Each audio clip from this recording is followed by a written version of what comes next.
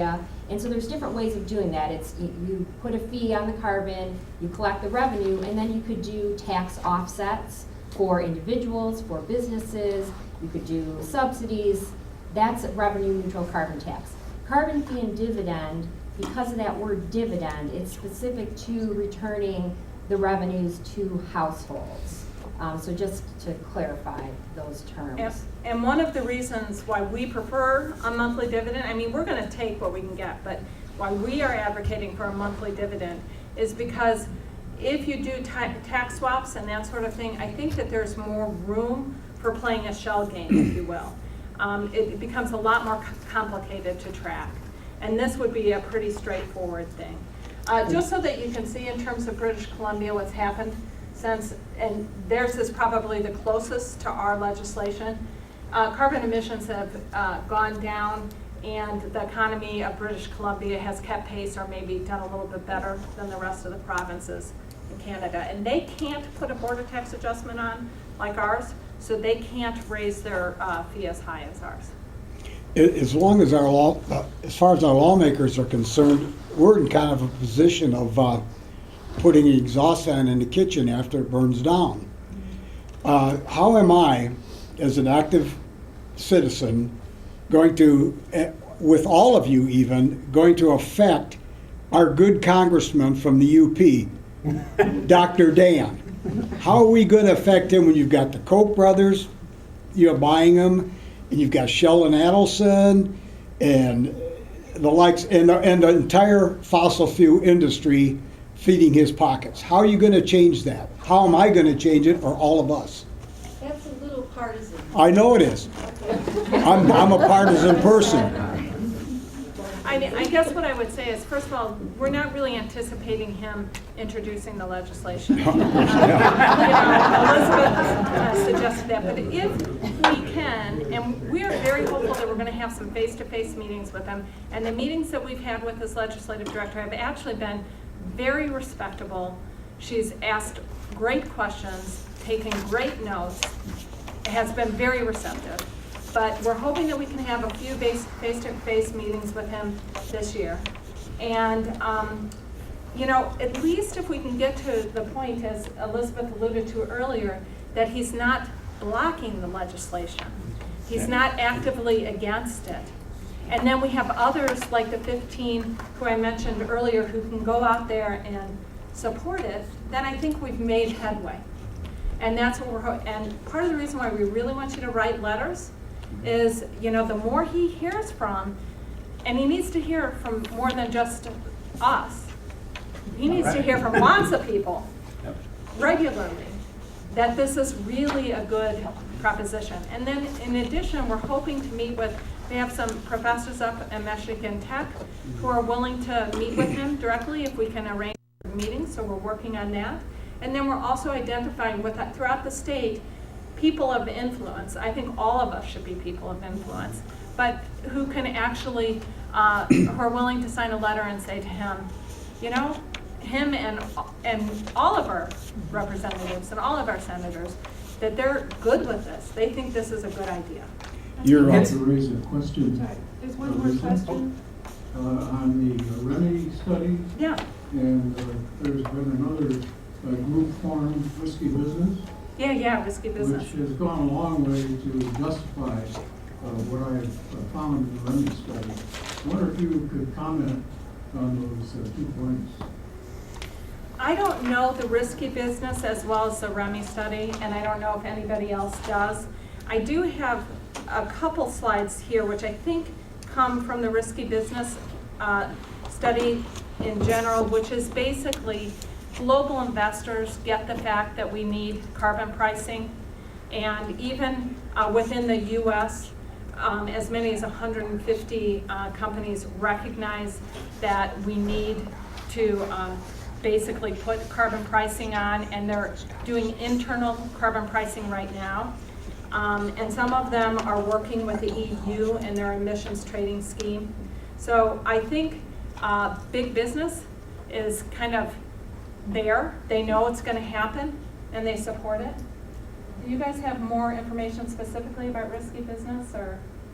I don't know I don't know about the report specifically, but that reminds me that some of the people involved, Henry Paulson, for example, I should say not former conservatives, conservatives of former Republican administrations are really speaking out on this issue a lot more. So I think that will help influence things as well. As I understand it, the Risky Business Group connects with the European justifiers of American standards in insurance policy and quantities and amounts of insurance for so much business of this sort and that. And they seem to agree, from what I've heard, on the validation of the remedy study, in the sense that it is not pie in the sky, that the benefits that they predict actually would occur. And so this is basically what I was trying to. I really appreciate that information. I know that in our most recent group leader email, there was a link to Risky Business, the latest one. And I don't know if that specifically talks about how they support REMI or not. I haven't had the chance to read it. I don't know if you have either. But I think that's well worth looking, because I think that's more confirmation of where we are. So thank you for bringing that up. Seems to be a big confirming factor. Yeah, that's huge. I forget the names of the companies, but there are insurance companies who insure other insurance companies. And if you're in that kind of business, that's really big money. And you do have to be on top of things. And they see that this is becoming a greater problem and going to cost them more money. So Thank you. I think we're going to have to cut, well, how many more questions? All Would right. you like two more? Two more, that's it. Have you heard any, has there been any local initiatives that you've heard of around the country or world, local carbon, following this model or other things similar? Let's see if I can yeah, find that. Colorado was, what is it? The city of Boulder? Yep. Yeah, Boulder has a carbon tax. Carbon has cap and trade. California, what did I say, carbon? California has cap and trade. There's a whole group, up in the northeast East Coast. Yeah. that have greenhouse gas emissions. Washington State and Oregon are also working on it.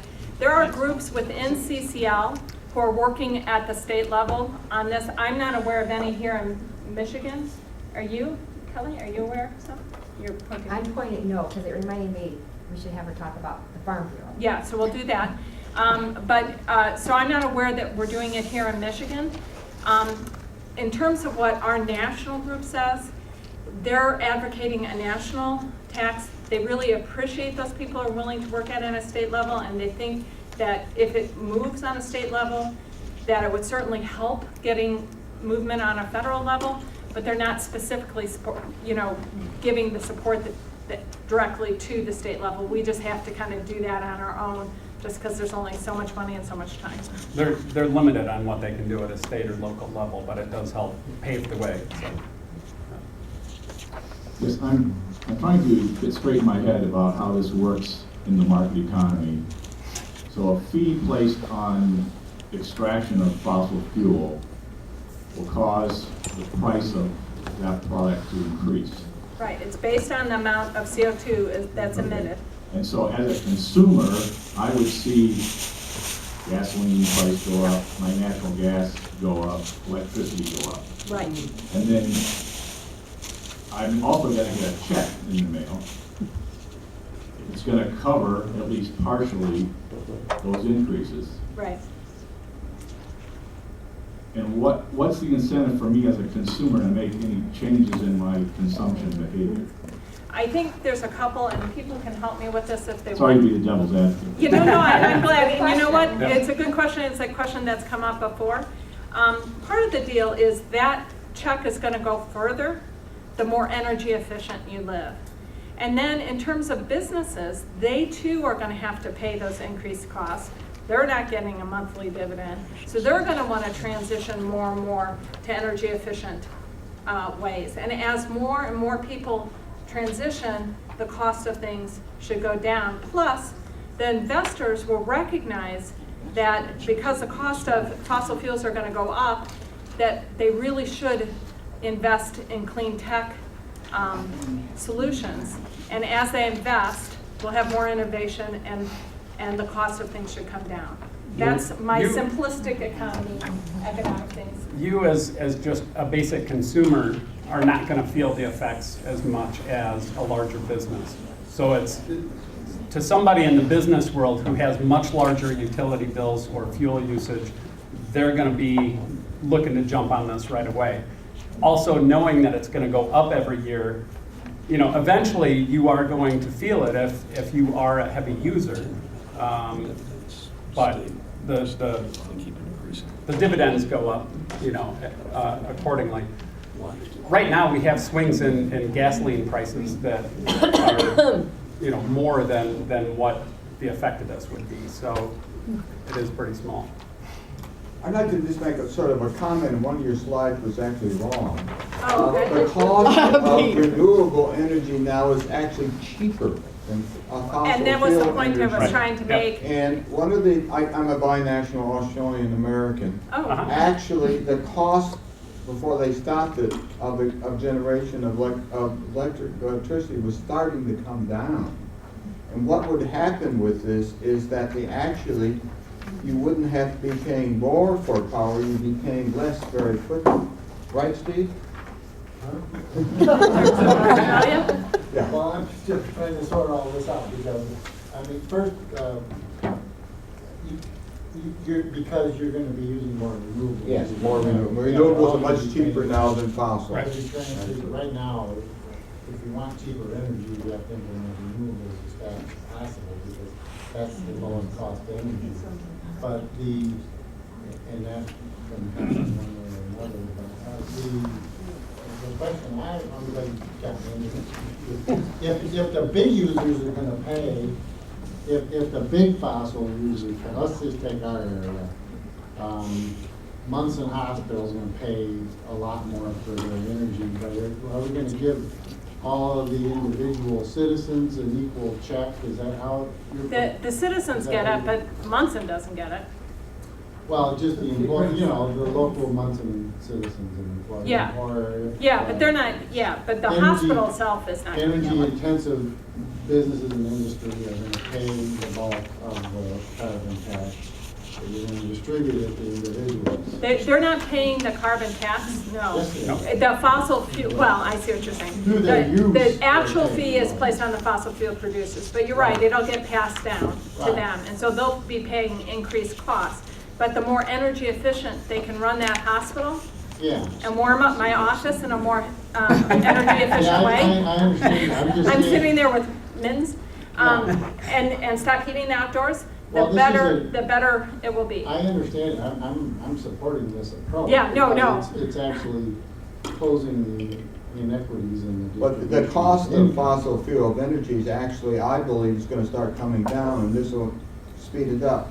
Just last week in the Middle East, there was a big new installation, a contract for solar power, 5.8 cents a kilowatt hour. And what's the average cost of fossil fuel? For electricity. Yeah, for About electricity. 8 or something, 8 or yeah. 9 cents, almost a third less cheaper. already. Cheaper now. Kelly was going to just take a second. Do you want to talk about carbon fee and dividend in agriculture and your work that you've done? Well, I'm participating on the National Ag Committee, and so we're trying to get, we have several subcommittees, and I'm part of the Farm Bureau, which is an odd place for me to plunk down, but I screwed up my nerve. I went to the Farm Bureau and I presented the proposal to them. They were very open to reading it. They gave a very thoughtful response, which wasn't really the response we wanted to hear, but they're still open to talking more. And we're scheduling meetings across the country by time zone with all of the farm bureaus, with Scott Nystrom, who is the author of the REMI report, and with Danny Richter, who's the legislative liaison for CCL. Because on June 24th, we're going to go to the National Farm Bureau and try to bring the members along so that we know that we've talked to all of these people, we've talked to agriculture, and the problem we're seeing right now is it does have a negative. I mean, it'll cost the ag industry more, and in the Remy report, the snag we ran into here in our region was it would negatively impact ag, where it would be positive impact on health and other parts of the economy.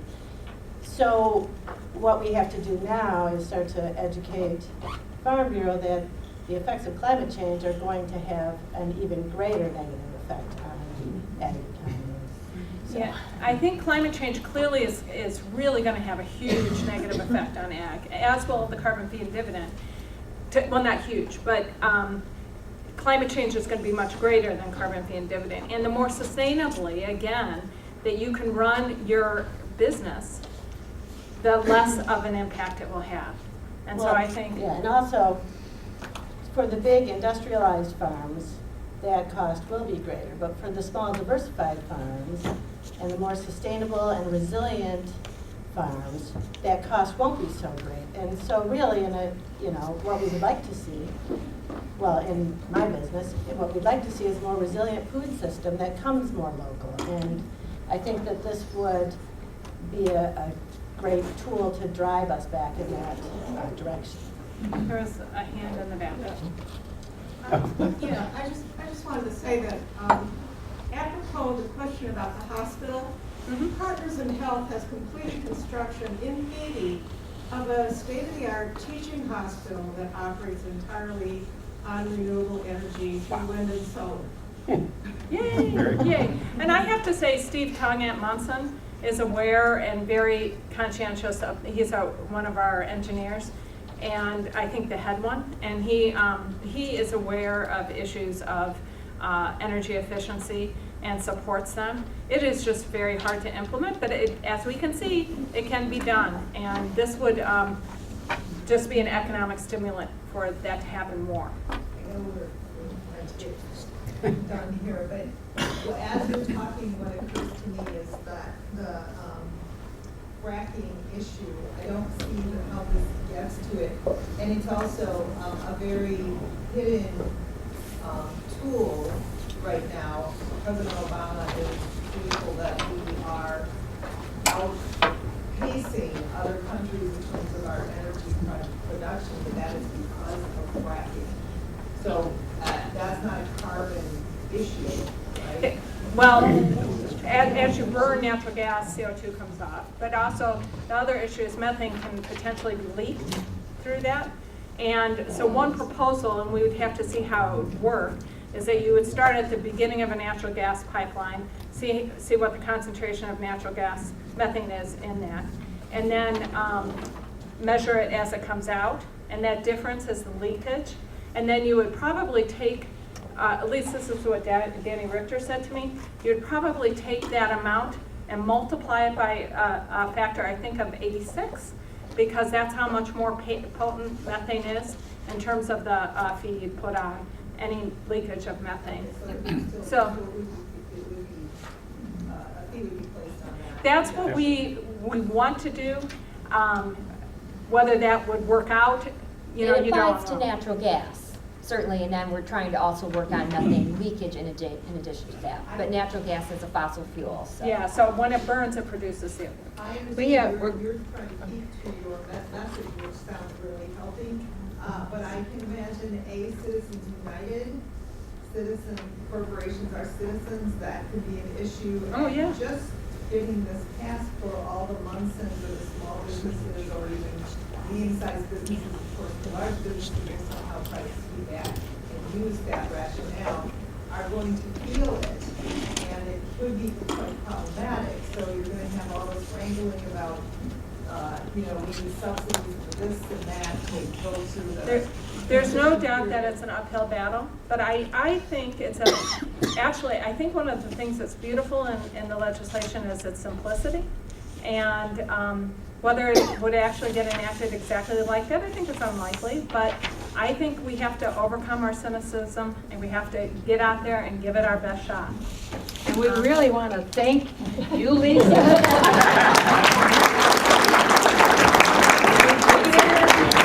Elizabeth and Kelly Kelly for coming and introducing us to this fabulous idea. We are very excited about it.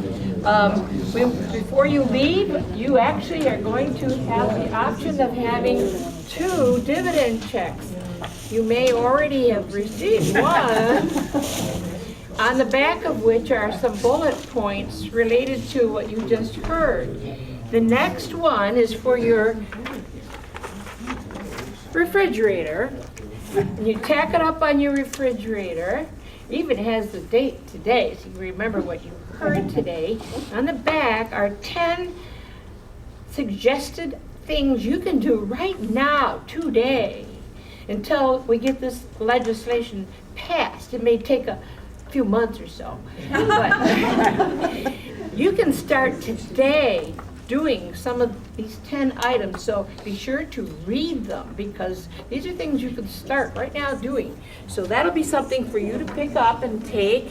Plus, on the table, BJ Christensen very, very nicely made a big, long list for you to put right by your phone or right by your pencil and pen or your computer of all of our legislators with their telephones, their emails, and on the back, suggestions of what you might say when you communicate with them. But Reach out and touch someone. please do, please do communicate, because that's how democracy works. Thank you all for coming. Our list is circulating around if you want to be on our email list for our newsletters. And our next meeting is this coming Monday from 5 to 7 p.m. at the Michigan Land Use Institute offices on Front Street. The entrance is to the right of Talbot's. At what time? 5 o'clock. Before our guests leave. Is it? No. You might switch it off or stand in it. Before, no, I'll just yell. Before all our guests leave, I'd like to announce 3 other events that the League is planning in the next few weeks. First of all, we have the Big Picture Society, which we initiated last year, where we show documentaries on topics of interest to the League. It will be next Monday at 4 p.m. at the Old Art Building in Leland. We'll show the movie Mad Hot Ballroom. The movie begins at 4. There's no charge, but goodwill donations are appreciated. On February 23rd, our Early Childhood Needs and Services Committee is sponsoring, along with many other groups, a film that will be shown here at 7 o'clock on February 23rd. It's called Once Upon a Time, When Child Care for All Wasn't Just a Fairy Tale. It's part of the Raising of America documentary series. And then our next meeting is on March 4th at noon, again here. Our topic is Women in Politics, and the panel will include current office hours in our county and the Grand Traverse area, and one candidate who was not elected. This meeting will be a little bit unusual, so please watch for announcements of it in the paper and on the radio. Again, thank you for coming, and guests are welcome to stay for our business meeting, which will begin at 2:25. So again, thank you for coming.